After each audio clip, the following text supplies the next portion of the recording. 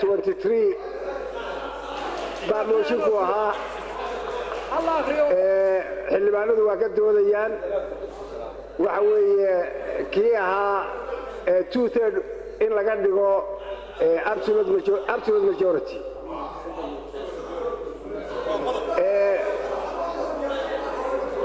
qofkii waxaa la rabaa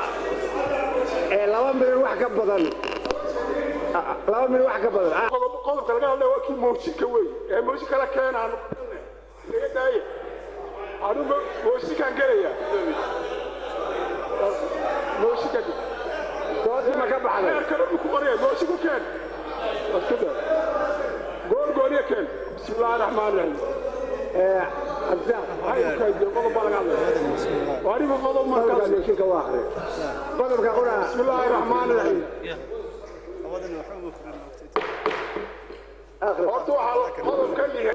qodobka shanaad ee xeerkan oo isna ka hadlaya oo dhibaato weyn oo dalka taalla ay tahay dalku wuxuu leeyahay oo magacaabo 99 degmo waxaana sharciya 23 degmo dhibaatada dalka haysataana waa ka mid degmooyinkaasi oo xeerkan uu dabrayo waxyaabo fara badan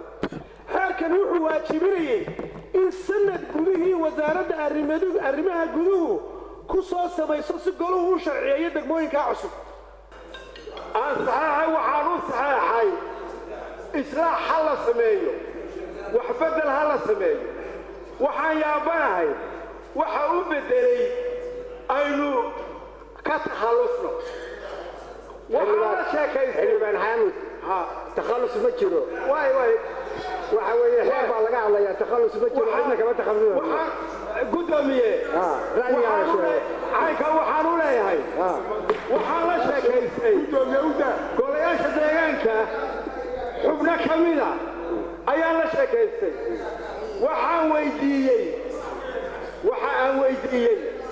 yaa damacsantihiin waxay igu yidhaahdeen kani uun hana dhaafo ka jooga hana dhaafo xeerkan ama mooshinkan hadda aan ka hadlayno mar haddii sidii sharciyaqaankiiba sheegay xeerku waa furan yahay mar haddii qodob la furay waxyaalo badan oo taabanayana way jiraan hadda degmooyin baan wax allaale waxay xuquuq leeyihiin aan jirin 6 degmoon baa lagu soo ururiyaa wax walba dastuurkuna ma jireen in dadku kala qoqobsanaado degmooyinna la kobciyo degmooyinna ay noolaadaan marka dadku inay wada noolaadaan waa muhiim qodobada degmooyinkaana in laga hadlo meesha lagu soo daro oo xeerkan wuxuu sheegayaa in la qiimeeyo tii aan u qalmin in lagala noqdo kalsoonida marka haddii aan lagu soo darin waxay noqonaysaa inaan mooshin kala keenno laakiin runtii arrimaha deegaanku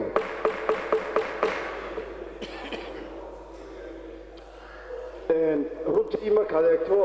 maxaan ku dhahay arrimaha golaha deegaanku waxaad moodaa inta inaynu sheegayna inay aad iyo aad uga qoto dheer yihiin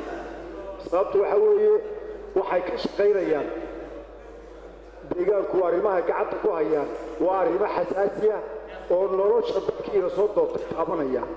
oo haddii la bedelkelaya ama ha ahaato nadaafad ha ahaato ama cashuura ha ahaato ama jiri ha ahaato ama dhul la bixinaya ha ahaatee arrimahay gacanta ku hayaan waa arrimo aad iyo aad muhiima oo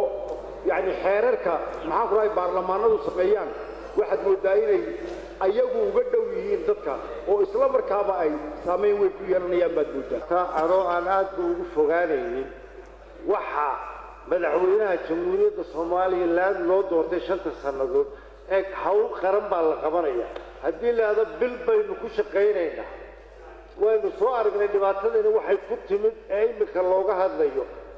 anigu waxaan qabaa sidaa xaamud warmaka waqtigiiba waxa ka haray sanad qura marka haddaynu imika bilowna inaguna inaynu crisis gelinno waddanka dhaliilo way jiraan sidee looga shaqaysiinayaa oo dhaliilaha jooga wax looga qabanaya ma aha aynu waalla meesha ee waxa weeyaan war nimankan maayarka iyo guddiga fulinta sidee accountable ugu noqonayaan golaha deegaanka waxaa loo baahan yahay qodobka laga soo jeedinayo mooshinka horta waxyeelada uu la yimi ee ka muuqatay waa in la sheegaa